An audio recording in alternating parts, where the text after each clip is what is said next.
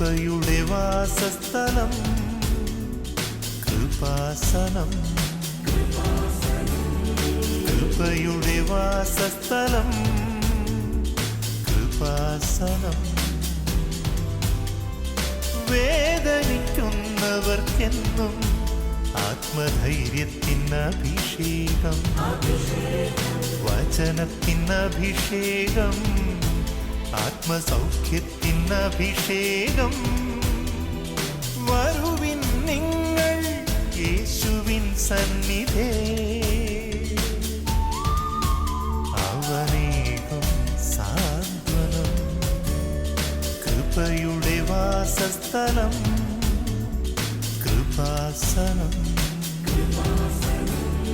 കൃപയുടെ വാസസ്ഥലം കൃപാസനം.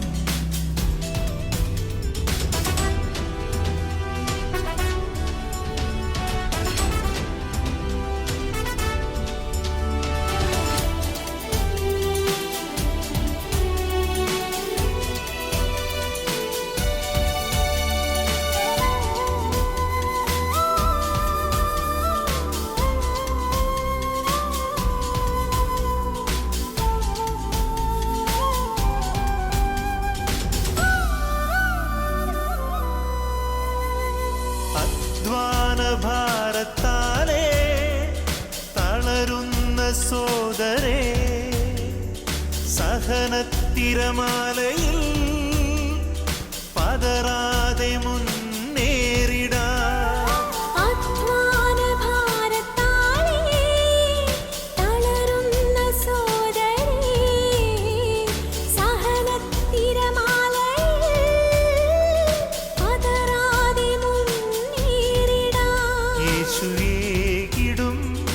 അഭിഷേകം സാന്ത്വനാഭിഷേകം, യേശുവേകിടും അഭിഷേകം സാന്ത്വനാഭിഷേകം. ഉടമ്പടി നിബന്ധനകൾ വിശ്വസ്തതാപൂർവ്വം പാലിച്ച് വലിയ സാക്ഷികളാക്കി ഞങ്ങളെ ഉയർത്തണമേ. ഹല്ലേലൂയ, ഹല്ലേലൂയ, യേശുവേ ആരാധന. ഹല്ലേലൂയ. കരളിൽ കഥനമതെല്ലാം കഴുകും കുളിർ മഴയായി, കരളിൽ കഥനമതെല്ലാം കഴുകും കുളിർ മഴയായി.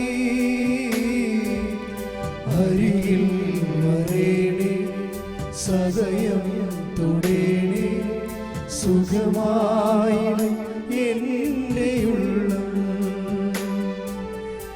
അരികിൽ വരേണേ സദയം തൊടേണേ, സുഖമായി എൻ്റെ ഉള്ളം. അരികിൽ വരേണേ സദയം തൊടേണേ, സുഖമായി എൻ്റെ ഉള്ളം.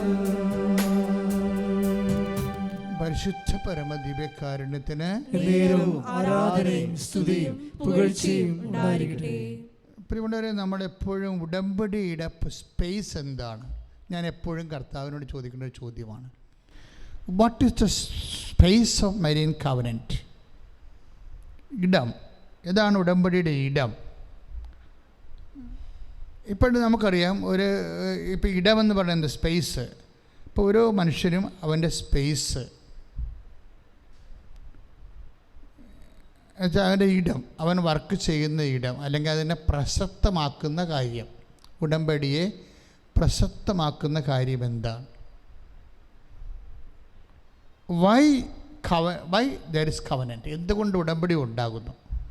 ഉടമ്പടി എങ്ങനെ പ്രസക്തമാകുന്നു? എന്താ കാരണം വെച്ച് കഴിഞ്ഞാൽ, എൻ്റെ ഒരു കാരണം എന്താണ്?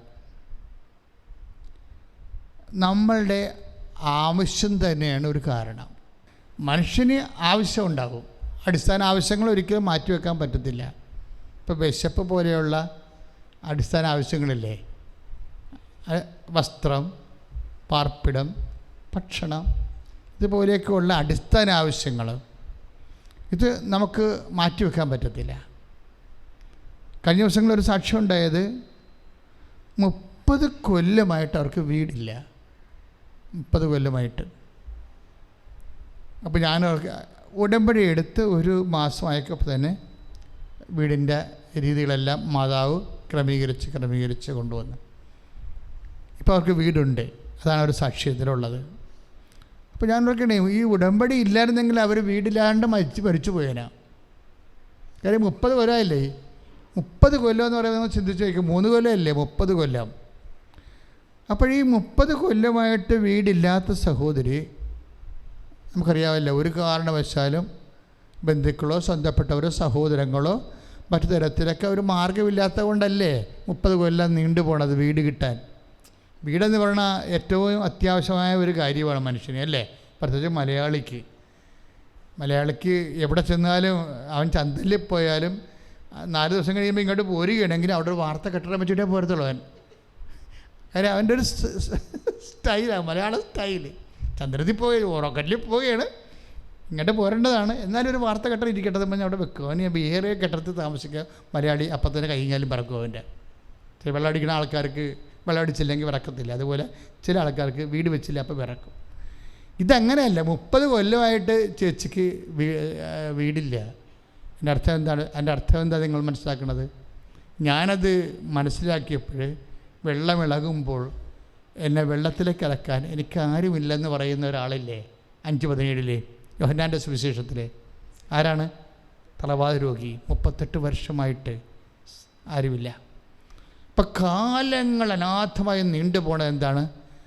There is no support. കാലങ്ങൾ അനാഥമായി നമ്മൾ സന്ധിക്കപ്പെടാതെ, ഒരു വ്യക്തി സന്ധിക്കപ്പെടാതെ ഇങ്ങനെ അനാഥമായ കാലത്തിലൂടെ കടന്നു പോകുന്നു. നോബഡി. അതാണ് അയാൾ പറയണത്. വൈ 38 years എന്ന് ചോദിച്ചു കഴിഞ്ഞാൽ അയാൾ പറയും നോബഡി ടു ഹെൽപ്പ് മീ എന്ന് പറയും. കാലം ഇങ്ങനെ നീണ്ടുപോകാൻ കാരണം എന്തുകൊണ്ടാണ്? ആരും സഹായിക്കാനില്ലാത്തത് കൊണ്ട്. നിൻ്റെ അനുഗ്രഹത്തിൻ്റെ കാലം നീണ്ടുപോകാൻ കാരണം സഹായിക്കാനില്ലാത്തത് കൊണ്ടാണ്. അതുകൊണ്ടാണ് അങ്ങനെ ഒരു വിഷയം വന്നാൽ ദൈവം ആ വിഷയം കൈകാര്യം ചെയ്യുന്നത് വളരെ മനോഹരമായ രീതിയിലാണ്. കാനായിലെ കല്യാണ വീട്ടുകാരനെ കർത്താവുമായിട്ട് അത്രയ്ക്ക് ബന്ധമൊന്നുമില്ല. യേശു ശിഷ്യന്മാരും ആ കല്യാണത്തിൽ ക്ഷണിക്കപ്പെട്ടിരിക്കുന്ന ക്ഷണിതാക്കളുടെ കൂട്ടത്തിലുള്ള ആളാണ്. അപ്പോഴതൊരു ഒഫീഷ്യൽ ഗസ്റ്റിൻ്റെ രീതിയിലാണ് അവരവിടെ വ്യാപരിക്കുന്നത്. നമ്മളുടെ ജീവിതത്തിൽ കുറേ ആൾക്കാരൊക്കെ ഉണ്ടാകാം, പക്ഷെ എല്ലാവർക്കും ഒഫീഷ്യൽ നേച്ചറായിരിക്കും. ഇപ്പം നിങ്ങളുടെ പെങ്ങളുടെ മക്കൾ ആണെന്ന് നിങ്ങളെ സഹായിക്കാനുള്ളതാണ്, പക്ഷെ അവർ നിങ്ങൾ തമ്മിലുള്ള റിലേഷൻ എന്താണ്? ഒഫീഷ്യൽ റിലേഷനാണ്. രക്തബന്ധമുണ്ട്, പക്ഷേ ഇറ്റ് ഈസ് ഒഫീഷ്യൽ. പലരുടെയും പ്രശ്നം അതാണല്ല. അപ്പം ഞാൻ ചോദിക്കും, നിങ്ങൾക്ക് അവരോട് ചോദിക്കാൻ പാടില്ലേ? അവർ നിങ്ങളുടെ അമ്മയുടെ ആങ്ങളുടെ മക്കളല്ലേ? ആണച്ച, പക്ഷേ അവർ ഇങ്ങനെ കാണിക്കും. എന്ന് വെച്ചാൽ എന്താ, ഞങ്ങളും അവരും തമ്മിൽ അങ്ങനെ ചോദിക്കാൻ പറ്റിയ ഒരു റിലേഷനല്ല, ഒരു ഇൻട്രാക്റ്റീവ് പേഴ്സണൽ റിലേഷൻ അല്ല, ഒഫീഷ്യൽ റിലേഷനാണ്. ഇപ്പോൾ ആൾക്കാരെല്ലാവരും ഉണ്ടാകാം, പക്ഷേ നമുക്കൊന്ന് സഹായിക്കാൻ പറ്റിയ കമ്മ്യൂണിക്കേറ്റീവ് ആയിട്ടുള്ള ഒരു റിലേഷൻ അല്ലായിരിക്കാം. ഇങ്ങനെ ഒരു സ്വാഭാവികമായ സാധ്യത വന്നാൽ ദൈവം നോട് നീ അടുക്കുമ്പോൾ ദൈവം ഒരു കമ്മ്യൂണിക്കേറ്റീവ് റിലേഷൻ സ്ഥാപിക്കും. അവിടെ എന്താണ്? ദൈവം ഒരു സബ്സ്റ്റിറ്റ്യൂട്ടിന് വെക്കും. ആ സബ്സ്റ്റിറ്റ്യൂട്ടാണ് അമ്മ. കാനായിലെ കല്യാണ വീട്ടുകാരന് യേശുവിനോടുള്ളത് ഒഫീഷ്യൽ റിലേഷനാണ്, നോട്ട് ദാറ്റ് കമ്മ്യൂണിക്കേറ്റീവ് റിലേഷൻ. അപ്പോൾ ഒഫീഷ്യൽ റിലേഷൻ ഉള്ളപ്പോൾ ചിലപ്പോൾ ദൈവത്തോടും ചിലപ്പോൾ നിനക്കും അങ്ങനെ ഇരിക്കും. ചില ആൾക്കാർ പറയരുത്, ചിലർക്ക് ദൈവത്തോട് ഒഫീഷ്യൽ റിലേഷനാണ്. എന്താണ്? ചില പറയും, എന്തിനാണ് ധ്യാനകേന്ദ്രത്തിൽ പോണത്? ഞായറാഴ്ച കുർബാനക്ക് പോയാൽ പോരെ, കുടുംബ പ്രാർത്ഥന ഉണ്ടല്ലോ.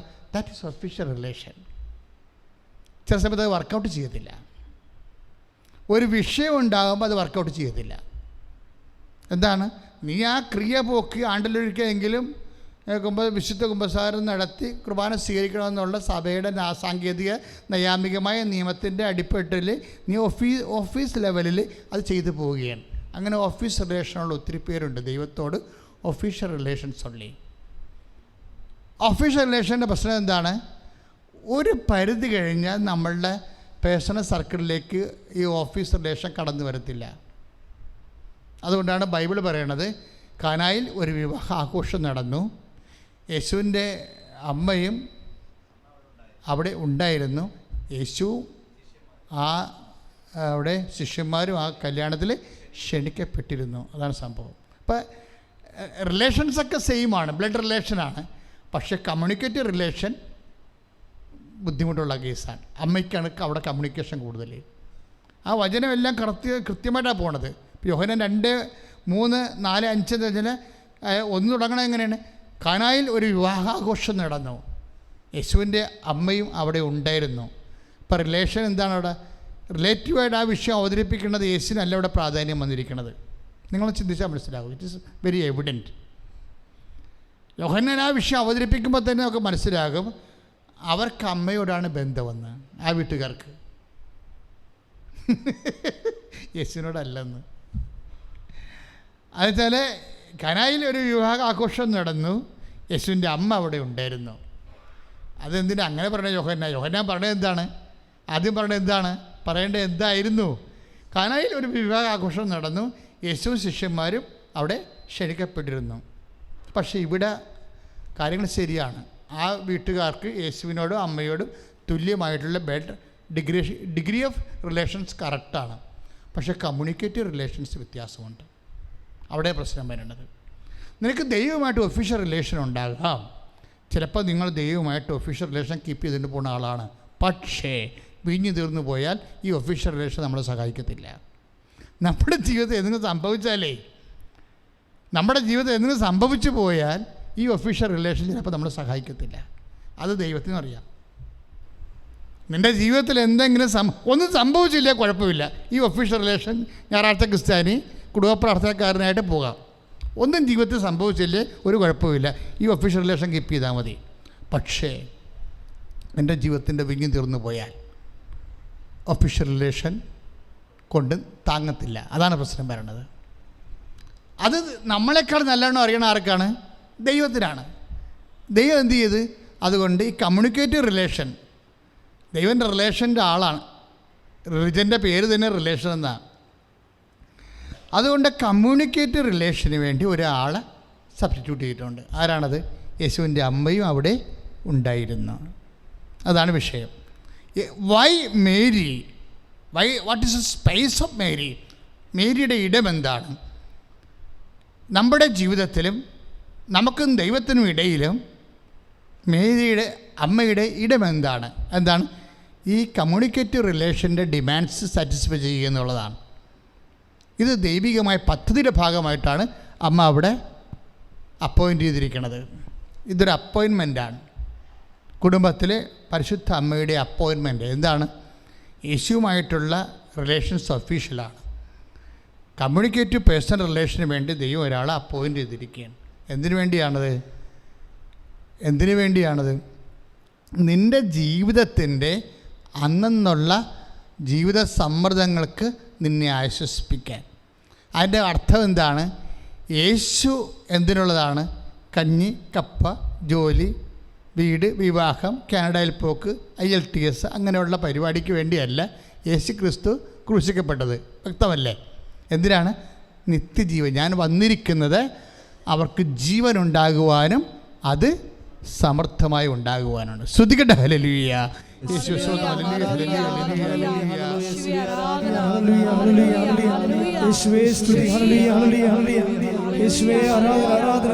ആശ്രയിക്കാൻ ഒരു ദൈവസ്നേഹത്തിന്റെ വലിയ അടയാളമായ പരിശുദ്ധ അനവധി നൊമ്പരം ആരും കാണാതെ കരളിലൊതുക്കിയ കരുണാർദ്ര മനസ്സുള്ള യേശുനാഥ, നിന്റെ ശരീരം എനിക്കു നൽകാൻ ഇത്രയോ ആഴത്തിൽ സ്നേഹിച്ചു നീ. നിന്റെ ശരീരം എനിക്കു നൽകാൻ എത്രയോ ആഴത്തിൽ സ്നേഹിച്ചു നീ. നമ്മുടെ ഭൗതികമായ ജീവിതമായ അടിസ്ഥാന ആവശ്യങ്ങൾ ആരാണ്? അതിന് ദൈവം നിശ്ചയിച്ചിരിക്കുന്ന ആരെയാണ്? പരിശുദ്ധ അമ്മയാണ്. ഇത് വളരെ സീരിയസ് ആയിട്ട് മനസ്സിലാക്കേണ്ട ഒരു വിഷയമാണ്.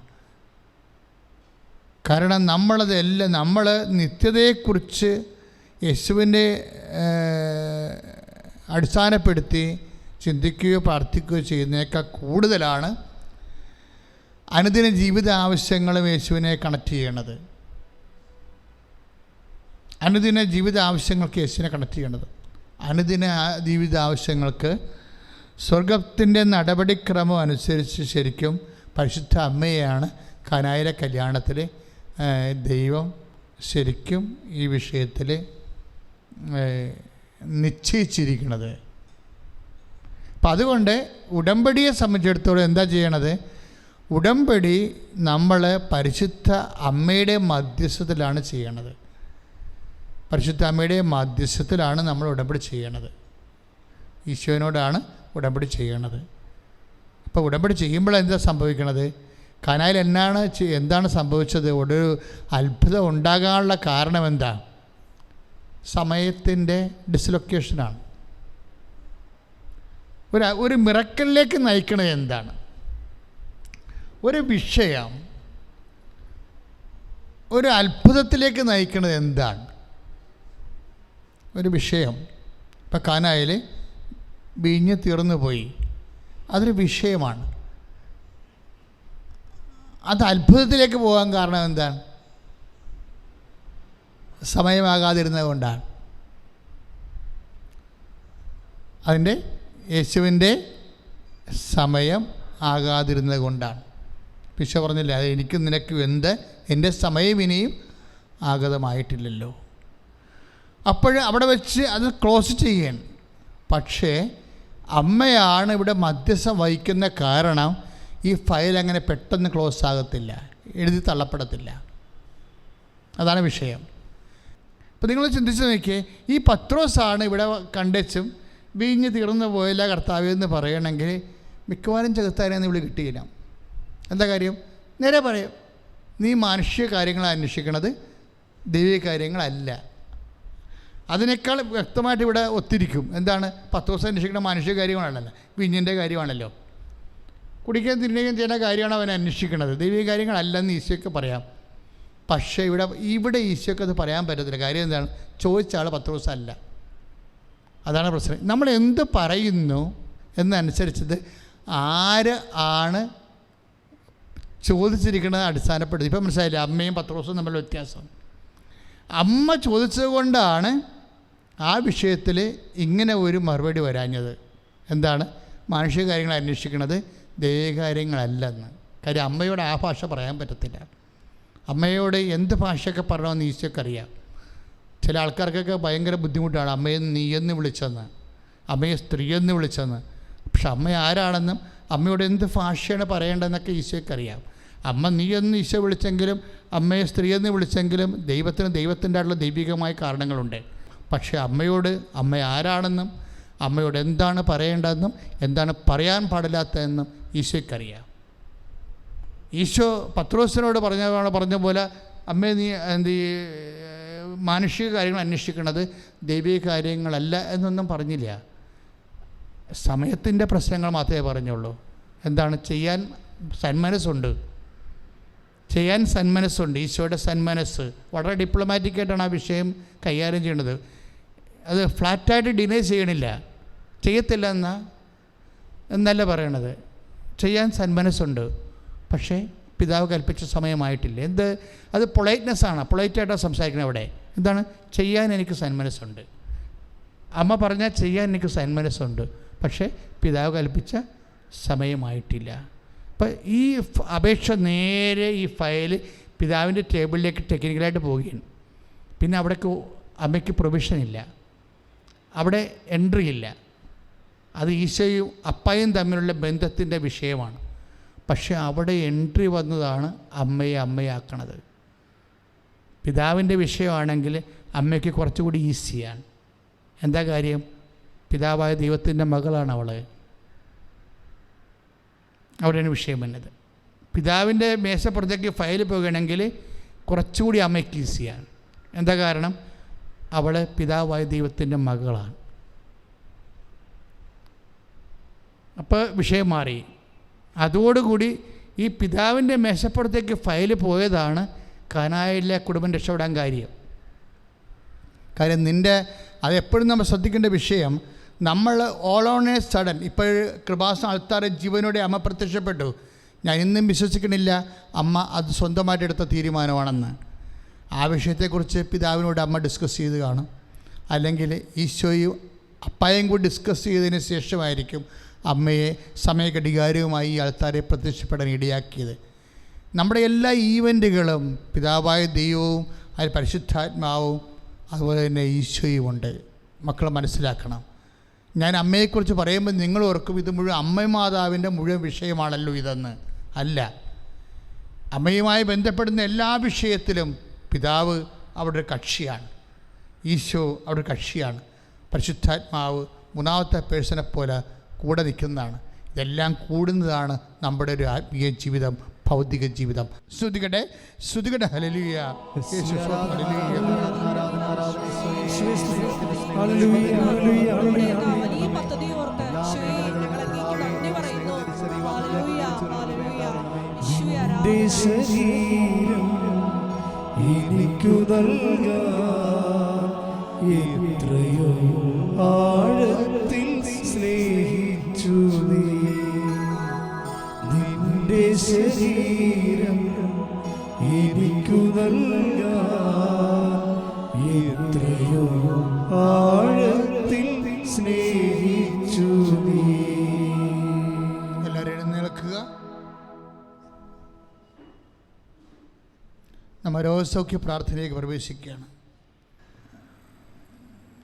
കഴിഞ്ഞ ദിവസം ഇടുക്കിയിലെ ഒരു സഹോദരൻ ഒരു സാക്ഷ്യം പറഞ്ഞു. അതായത് നടുവേദനയുള്ള ഒരു വ്യക്തിയെ കർത്താവ് ഇപ്പോൾ സുഖപ്പെടുത്തുകയാണ്. അയാൾ നടുവിന് ഈ സംശയം കൈവച്ച് പ്രാർത്ഥിക്കാൻ പറഞ്ഞു. അത് ഇതുപോലുള്ള ആരാധന സമയമാണ്. ഇപ്പോൾ വർഷങ്ങൾ പഴക്കമുള്ള ആ നടുവിൻ്റെ രോഗവും അസ്ഥിയുടെ ചിഹ്നവും എല്ലാം ആ നിമിഷം അങ്ങ് സുഖപ്പെടുത്തുകയാണ്. ഇങ്ങനെ കുറേ സാക്ഷ്യങ്ങൾ ഇപ്പോൾ വന്നിട്ടുണ്ട്. അതിനർത്ഥം നമ്മുടെ ഈ കയ്യൊപ്പ് പ്രാർത്ഥന കർത്താവ് അങ്ങ് അംഗീകരിച്ച അടയാളങ്ങളാണ് ഇപ്പോൾ നമുക്ക് കിട്ടിക്കൊണ്ടിരിക്കുന്നത്. അതുകൊണ്ടാണ് ഞാൻ നിങ്ങളെ ധൈര്യമായിട്ട് പകരം നിൽക്കുന്നവരാണെങ്കിൽ കൃപാസനത്തിൽ വന്നതുപോലെയുള്ള അനുഭവമാണ് നിങ്ങൾക്ക് കിട്ടുന്നത്. നിങ്ങളുടെ ഉദരരോഗമുള്ള ഒരു ഉദരത്തിൽ കൈവെക്കണം.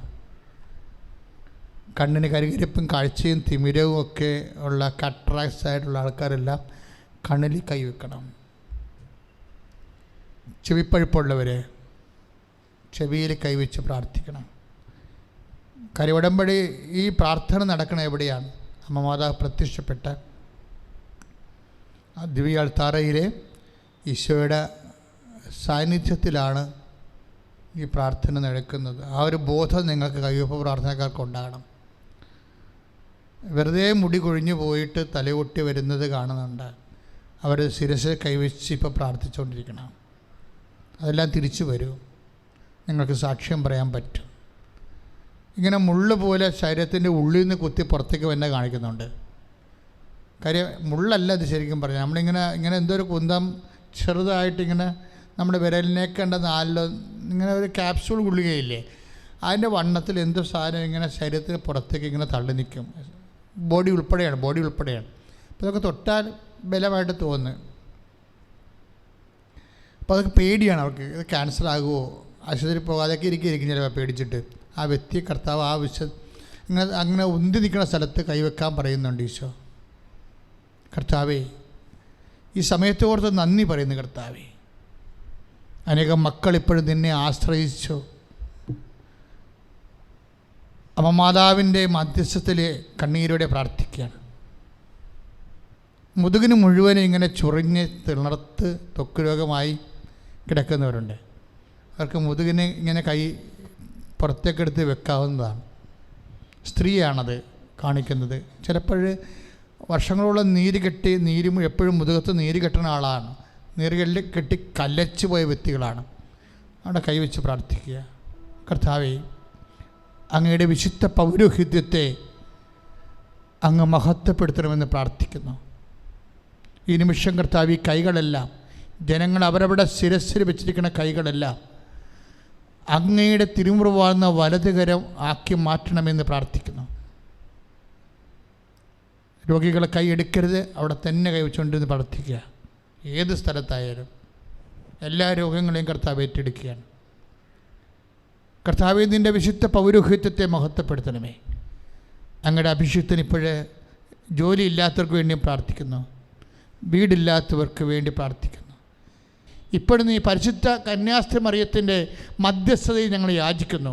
ഈശോയെ, ജീവിതത്തെ കർത്താവെ, സാമ്പത്തിക ഘട്ടങ്ങളാൽ കർത്താവെ, എങ്ങനെ വീടും, എങ്ങനെ ഒരു ജീവിക്കും, എങ്ങനെ പക്ഷിക്കാരനും ജീവിക്കും, എങ്ങനെ കുഞ്ഞുങ്ങളുടെ മുമ്പിൽ പോലും മാന്യമര്യാദയായിട്ടും അഭിമാനം നഷ്ടപ്പെടാതെ ജീവിക്കുമെന്നറിയാൻ പാടില്ലാതെ വല്ലാണ്ട് തകർന്നു പോകുന്ന മക്കൾ കർത്താവെ, ഇപ്പോഴും കണ്ണീരോടെ പ്രാർത്ഥിക്കുന്നു. കർത്താവെ, ഉടമ്പടി എടുക്കാതിരിക്കുന്നവരെ സംബന്ധിച്ച് പ്രാർത്ഥിക്കുന്നു, എടുത്തുപോരെ സംബന്ധിച്ച് പ്രാർത്ഥിക്കുന്നു. അവരെല്ലാം ദൈവത്തിൻ്റെ സാക്ഷികളായി മാറാൻ വേണ്ടി യേശു ക്രിസ്തു നാമത്തിൽ ഈശോയുടെ നാമത്തിൽ അനുഗ്രഹിക്കുന്നു. മാരക രോഗങ്ങൾ തീരാ വ്യാധികൾ, ദുരിതങ്ങൾ യേശു നാമത്തിൽ മാറിപ്പോകട്ടെ.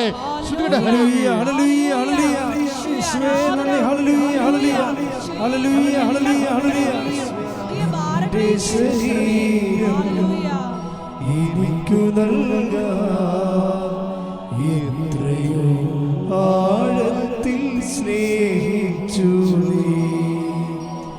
നിന്റെ ശരീരം എനിക്കു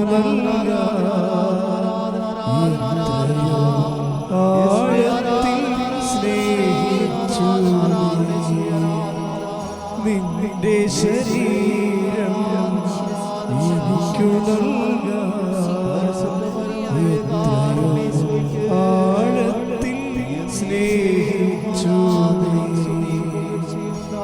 നിന്റെ ശരീരം എനിക്കു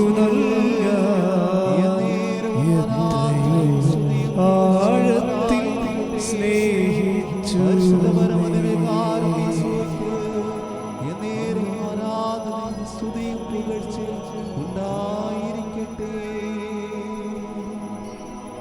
പരിശുദ്ധ പരമാ ദിവ്യകാരുണ്യത്തിന് ആരാധനയും സ്തുതിയും പുകഴ്ചയും ഉണ്ടായിരിക്കട്ടെ. പരിശുദ്ധ പരമാ ദിവ്യകാരുണ്യത്തിന്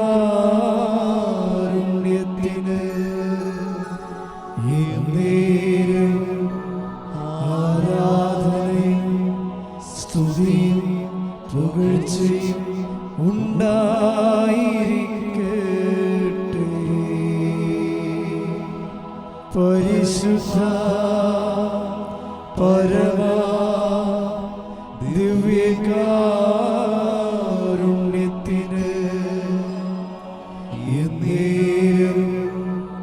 ആരാധനയും സ്തുതിയും പുകഴ്ചയും